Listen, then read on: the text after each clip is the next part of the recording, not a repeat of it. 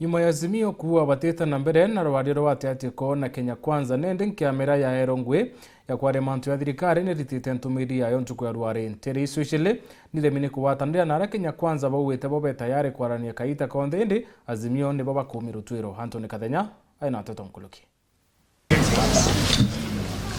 ntuku imutu nyume ya ngwatanire ya Azimio etongeretu ni Raila Amolo Odinga kunenkana ntuku ithandatu kiri ngwatanire ya Kenya Kwanza jamwe likila kuonekana na lwale gusokela ngwatanire ya Kenya Kwanza indi ni basokeretie gwitukila mwikaligite wabunge ba Kenya Kwanza kili lwale lulu mubungu wa Tharaka Gitonga Morugara kile ngwatanire ya Azimio kuthithia nigwe kila iligire bingi bia kuingila lwale lulu aidha bota Kenya Kwanza beta yali kuthina mbele na lwale lulu mpaka lele kionekia mathine mala membele yao gikonekana.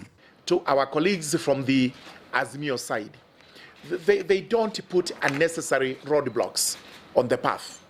Remember, it is not sustainable. It is not even in good faith to start with one demand after another demand and with ultimatums in between that if you don't do this, we will halt the talks, we will suspend the talks, we will actually cancel the talks. We also wish to confirm as the Kenya Kwanza side of the coalition that we are always ready for these talks.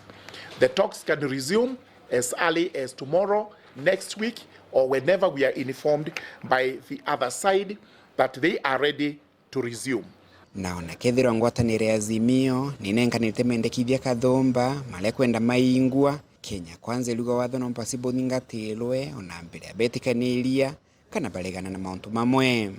We haven't said we are going to concede to any demands. We have also not said we will not concede to anything. Just the way they have also said they are not refusing to concede to anything. These are talks. They are negotiations. All right? People come to a consensus somewhere in between. But what you want to say, especially IEBC, remember it is an independent commission, which means it takes directions from no one apart from itself. So as we discuss IEBC, we must also be within the realm of the law as regards that particular commission. Kulingana na mubungo wa Tharaka, bakethiro bakiandikila ngwatanire ya Azimio kubalomba Pedro bagitirima na musemanio muthenyo mambeli kiume tuthiite na kona kethiro bakariri mathine male makumela kenda lwalia lulu luthina mbele. We want to have these talks at arm's length. At arm's length means we are equal amongst equals. No one is bigger than the other, no one is smaller than the other.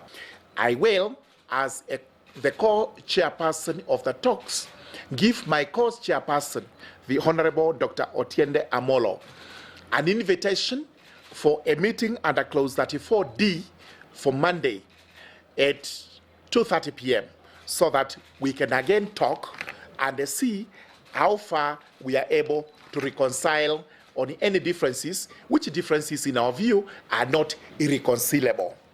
In as much as we feel there are certain roadblocks Azimio is placing on our path, we are competent and confident that we surmount those roadblocks so that these talks can actually go on. Because we are committed to the talks, we want the talks to come to a fruitful conclusion. Kuma muji munene wa Nairobi, Beta Antoni Rangi wa Kathenya.